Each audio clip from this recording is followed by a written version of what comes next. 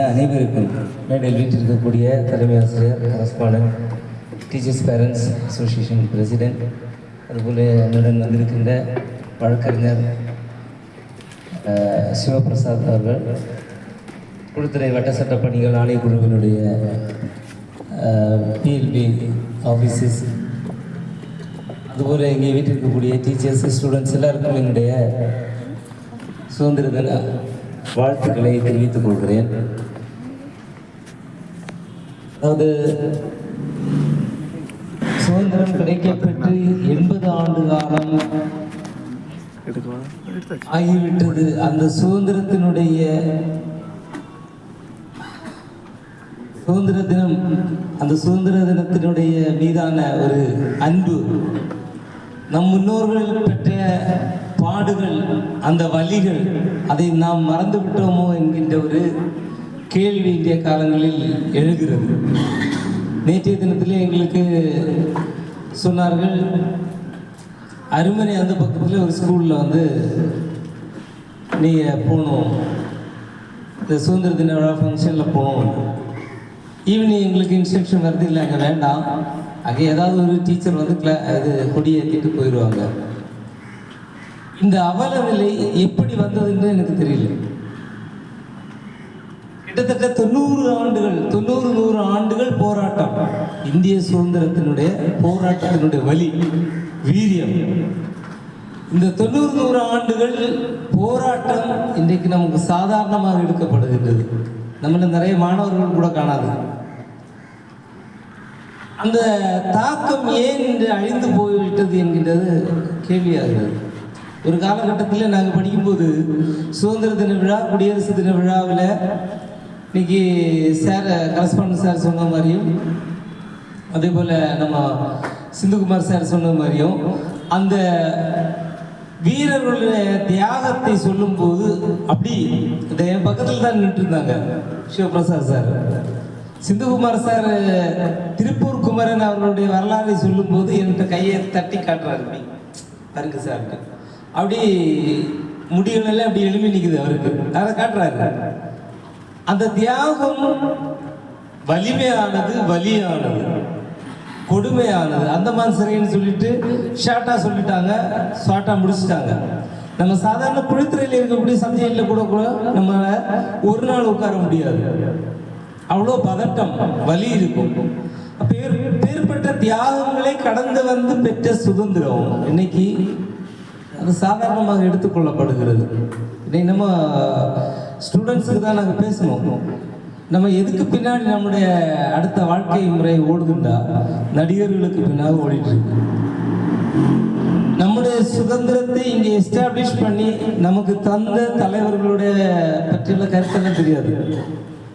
ஒரு 10 நிமிஷம் ரஜினிகாந்த் பற்றி பேசணும்னு சொன்னாலும் டப் டப் டப்னு பேசிடுறோம். நயன்தாராவை பற்றி பேசணும்னாலும் டப் டப் டப்னு பேசிடுறோம். அப்போ யாரை நாம் உள்வாங்கிக் கொள்கிறோம் என்று சொன்னால், இப்ப ரீல்ஸ் மோகம் நிறைய பேருக்கு இல்ல, டான்ஸ் ஆடுறது, என்ன வேணும், வாழ்றதுக்கு ஒரு மொபைல் மட்டும் போதும் நமக்கு. அப்படிதான் தம்பி, வாழ்றதுக்கு ஒரு மொபைல் மட்டும் போதும். ஒரு குளக்கரையோ ஒரு வாழைப்பனையோ ஏதாவது கிடைச்சாலும் போதும், அதில் போயிட்டு ஏதாவது ஆடி தள்ளிடுறது. அப்போ அடுத்த தலைமுறைகளாக நீங்கள் எதை நோக்கி பயணிக்கிறீர்கள் என்று சொன்னால், இவ்வளோ போராட்டம் வலிகளை தாங்கி பெற்று தந்த சுதந்திரத்தை பேணி காக்க வேண்டும். எனக்காக சுதந்திரம் எப்படி பெற்று தரப்பட்டது, அதை வந்துட்டு நான் இனி எப்படி இதை பாதுகாப்பாக கொண்டு போக வேண்டும், அந்த எண்ணம் எல்லாம் கிடையாது. இந்தியா வறுமையில் வாடுதுன்னு சொல்லிட்டே இருக்காங்க. நம்ம இங்கே கொள்ளையடிச்ச அமைச்சர்களுடைய லிஸ்ட் எல்லாம் எடுத்து பார்த்தோம்னா கோடிக்கணக்கு வச்சிருக்காங்க. இந்த பணத்தை எடுத்து வெளியே போட்டாலே போதும். இதை பற்றி நம்ம யோசிக்கிறது கிடையாது. நம்ம எதுக்கு பின்னாடி போட்டோம், நடிகர்களுக்கு பாலாபிஷேகம், பழாபிஷேகம், வேற இதெல்லாம் பண்றதுக்கு பின்னாடி போயிட்டோம். ஒரு இன்சிடென்ட்டை மட்டும் நான் சொல்றேன். அதாவது வேலு நாச்சியார்னு சொல்லிட்டு ஒரு அம்மா, படிச்சிருக்கீங்களா? யாரெல்லாம் படிச்சிருக்கீங்க, கேள்விப்பட்டிருக்கீங்க? சூப்பர், ஒருத்தர் ஆதரிக்கிறீங்களே. அவங்க வந்துட்டு முத்துவடுகநாதருடைய மனைவி, சிவகங்கை பெரிய புரட்சி காலகட்டத்தில் முத்துவடுகநாதர் கொல்லப்படுகிறார். வேலு நாச்சியார் தலைமுறை வாழ்க்கை, 8 ஆண்டு காலம் தலைமுறை வாழ்க்கை. கூட வந்து இருக்கக்கூடியது குயிலின்னு சொல்லக்கூடிய ஒரு பொம்பளை அவங்களுக்கு சப்போர்ட்டா அந்த அவங்களுக்கு இந்த ரகசிய படையிலே ஒன் ஆஃப் த பர்சன் அவங்க கூட இருக்கிறாங்க. அப்ப இந்த வேலுநாச்சியாருடன் இருந்த ஒரு சிலம்ப ஆசான் வந்து ஒரு லெட்டர் கொடுக்குறாரு. இந்த குயிலி கையில கொடுத்துட்டு, ஏமா இந்த லெட்டரை வந்துட்டு இந்த அரண்மனை பக்கத்தில் இருக்கக்கூடிய ஒருத்தருக்கு கொண்டு கொடுக்கணும் அப்படின்னு சொல்லி கொடுக்குறாங்க. அப்போ சரின்னு சொல்லிட்டு, ஏன்னா வேலுநாச்சியாருடைய நம்பிக்கைக்குரிய ஆள் தான் இந்த சிலம்ப மாஸ்டர். அப்போ இதை வாங்கிட்டாங்க. வாங்கிட்டு இதை மடக்கி தான் கொடுக்குறாங்க, சூப்பராக பேக் பண்ணி கொடுங்க. ஆனாலும் வேலுநாச்சியார் குயிலி சந்தேகத்தின் அடிப்படையில் இதை திறந்து படிக்கிறாங்க. பார்த்தாச்சுன்னா வேலுநாச்சியாரை கொல்றதுக்கான எல்லா திட்டங்களையும் இந்த கடிதத்தில் எழுதி குயிலி மூலமாக அவனுக்கு கொடுக்கறதுக்கு ரகசிய வேலை பார்க்குறாரு. எது கூட உட்கார்ந்துட்டு குயிலி இதை எடுத்துட்டு போய் அடுத்த நாள் என்ன பண்றாரு, ரொம்ப ஆவேசமாக கையில ஈட்டி, கூர்மையான ஈட்டியை கொண்டு போய் அந்த சிலம்ப ஆசானை வந்துட்டு கொண்டு போடுறான். கொண்டு போடணும். வேலுநாச்சியார் கேட்குற, ஏமா அந்த மாதிரி பண்ண? அப்போ இந்த லெட்டர் கொடுக்குறாங்க. அப்போதான் வேலுநாச்சியார் அலர்ட் ஆகுறாங்க. என் கூட இவ்வளவு காலம் இருந்து ஒரு மெய்காப்பாளனை போல இருந்த ஒரு ஆளு என்னை கொலை பண்றதுக்கான திட்டங்களை தீட்டிருக்கு. இந்த தீவிரம், சுதந்திர போராட்ட தீவிரமாக ஒவ்வொரு இடங்கள்லயும் பற்றி எரிஞ்சு போயிட்டு இருக்க காலகட்டத்தில் சிவகங்கை சீமையை பிடிப்பதற்கான திட்டங்கள் வகுத்து கொண்டிருக்கிறாங்க.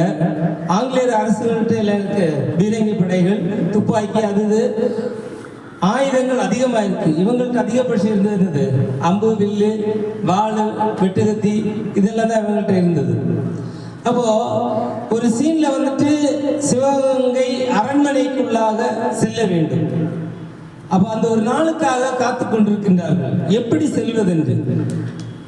ஒரு வயதான பாட்டி வந்து பக்கத்துல வந்து வேலுநாச்சியார்ட்ட சொல்றாங்க, நாளைக்கு விஜயதசமி, எல்லா ஆயுதங்களையும் ஒரு இடத்துல கூடி வைப்பாங்க, ஆயுதங்களை கூட்டி வச்சு அதில் பூஜை பண்ணுவாங்க. அந்த ஆயுதங்கள் இருக்கக்கூடிய இடங்களுக்கு போறதுக்கு பெண்களுக்கு மட்டும்தான் என்ன பண்றாங்க, அலோவ் பண்றாங்க, ஆம்பளைங்க போக முடியாது. இதை வந்து நீங்க புரிஞ்சுக்கிட்டு உள்ள போய் யுத்தத்தை தொடரலாம் அப்படி சொல்லும்போது வேலுநாச்சியாருக்கு ரொம்ப சந்தேகம். இது எப்படி பண்றாங்க, இது யார், இது நமக்கு சொல்றாங்க, உண்மைக்கு சொல்றாங்களா, நம்மளை எல்லாம் கவுக்குறதுக்கு சொல்றாங்களா? அப்ப இந்த அம்மா என்ன பண்றாங்கன்னா, இந்த வயசான பாட்டி வேஷத்துல வந்தவங்க அப்படி வெள்ள முடி இப்படி தூக்குறாங்க. பார்த்தாச்சுன்னா குயிலி அந்த பாட்டி வேஷம் போட்டு அந்த அரண்மனைக்குள்ளாக புகுந்து அரண்மனையின் ரகசியத்தை எடுத்துட்டு வராங்க. அவ்வளவு என்னன்னா மன தைரியம். இந்த நாட்டுடைய சுதந்திரத்திற்கான வேட்கை, எப்படியாவது சுதந்திரம் அடைந்து கொள்ள வேண்டும், அந்நியர்களிடம் இருந்து வெளியே வர வேண்டும் அப்படி எடுத்துட்டு சொல்லணும். நான் தான் அடுத்த நாள் இந்த சமயத்தை பார்த்து ஒவ்வொருத்தங்களா உள்ள அப்படி சுத்தி உள்ள போறாங்க. வேற எந்த ஆயுதங்கள் எல்லாம் எடுத்துட்டு போக முடியாது, இருக்கக்கூடிய வசதியை அனுசரிச்சு உள்ள போறாங்க. கடைசியாக ஒரு கட்டத்தில் தாக்குதலை தொடங்குறாங்க. அந்த பொம்பளைங்க தான் தொடங்குறாங்க. தொடங்கும்போது எப்படினாலும் தோற்று விடுவோம் என்கின்ற ஒரு நிலைக்கு இந்த வேலுநாச்சியார் படை வருகிறது. வந்தபோது குயில் என்ன செய்யறாடா, அந்த நேரத்தில் அவங்களுக்கு கிடைச்சிருந்த திட்டம், அங்க வச்சிருந்த நெய்கள், அபிஷேகத்தை வைத்திருந்த நெய் எல்லாம் உடம்புல தடையிட்டு தீய வந்துட்டு தன் உடம்புல மூட்டிட்டு ஆயுத கிடங்குக்குள்ள தன்னை செலுத்தி கொண்டான். அந்த ஆயுத கிடங்குல உள்ள சாடி ஆயுதங்கள் அவ்வளோ வெடித்து சிதறக்கூடிய அளவுக்கு அந்த அம்மா தன்னுடைய உயிரை பணயம் வைத்து விடுதலை வாங்கிட்டாங்க. இது ஏன் சொல்றேன்னா, நம்ம இப்படி ஒவ்வொரு காலகட்டம் சொல்லணும்னா ஒவ்வொருத்தரும் ஒவ்வொரு தலைவர்களை பேசலாம், நாள் ஃபுல்லா பேசிட்டு இருக்கலாம். இவ்வளவு கஷ்டப்பட்டு, இவ்வளவு பாதிப்புகள், இவ்வளவு உயிர் தியாகங்கள், இவ்வளவு தலைமறை வாழ்க்கைகள் அவர்கள் எப்படியெல்லாம் வாழ்ந்திருக்கு, அதெல்லாம் விட்டுட்டு போராடி இந்த சுதந்திரத்தை பெற்று தந்த போது நம்ம அதை அசால்ட்டா எடுக்கிறோம். இந்தியாவுடைய முதுகெலும்பாக இருக்கக்கூடிய அரசியலமைப்பு சட்டம் நமக்கு எத்தனை வருஷத்துல எழுதினாங்க தெரியுமா? அரசியலமைப்பு சட்டம் எழுதுறதுக்கு 2 வருஷம் 11 மாசம் 18 நாட்கள் ஆகுது. அவ்வளோ கஷ்டம். நம்ம நினைக்கிற மாதிரி எல்லாம் கிடையாது. ஒரு நாள் உட்காந்து பிரிண்ட் அடிச்சு போறதுக்கு 2 வருஷம் 11 மாசம் 18 நாள் உட்கார்ந்து எழுதியிருக்காங்க. 166 நாள் டிஸ்கஷன். சரியா? 1,17,349 வார்த்தைகளை வச்சு எழுதியிருக்காங்க. அப்போ இவ்வளோ கஷ்டப்பட்டு நமக்கு சுதந்திரம் வாங்கி தந்த போது அட்லீஸ்ட் அந்த சுதந்திர தினத்தை கொண்டாடுறதுக்காவது நம்ம முன்ன வரணும். அன்னைக்கு நம்ம இளைய தலைமுறை எங்கே போயிட்டு இருக்குன்னா, சார் ஒரு இன்சிடென்ட் சொன்னாங்கல்ல, போதைப் பொருட்களை உபயோகிக்கிறது. இதுக்காகப்பா நமக்கு சுதந்திரம் வாங்கி தந்தாங்க. நர்வஸ் சிஸ்டம் பாதிக்கும், அதை வாழ்க்கையே முடிச்சிடும். நான் இந்த கேம்ப், இந்த ஸ்கூலில் ஒரு கேம்பில் நான் வந்திருக்கேன். யாராவது என்ன பார்த்துருக்கீங்களா? டீச்சர்ஸுக்கு தான் இங்கே ஒரு கேம்பில். சார் பசங்களுக்கு தானா? அது வாழ்க்கையும் முடிஞ்சிருப்பா. நீ ஒன்ஸ் போதைப் பொருட்கள் நீ உபயோகிக்கணும்னு கிடையாது. சரியா? நர்கோட்டிக் ஆக்ட் என்ன சொல்லணும்னா, நீ உபயோகிக்கணும்னு கிடையாது, நீ வச்சிருந்தாலே போதும். இல்லைன்னா வச்சிருக்கிறவங்க கூட நடந்தாலே போதும். என்ன பண்ணுவோம்?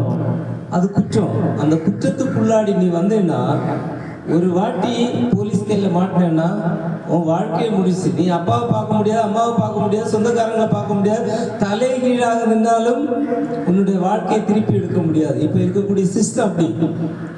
இப்போ நான் ஒரு கேஸ் பார்த்துட்டு இருக்கேன். கழிஞ்ச 2 மாதத்துக்கு முன்னாடி குண்டாஸில் போயிட்டான்.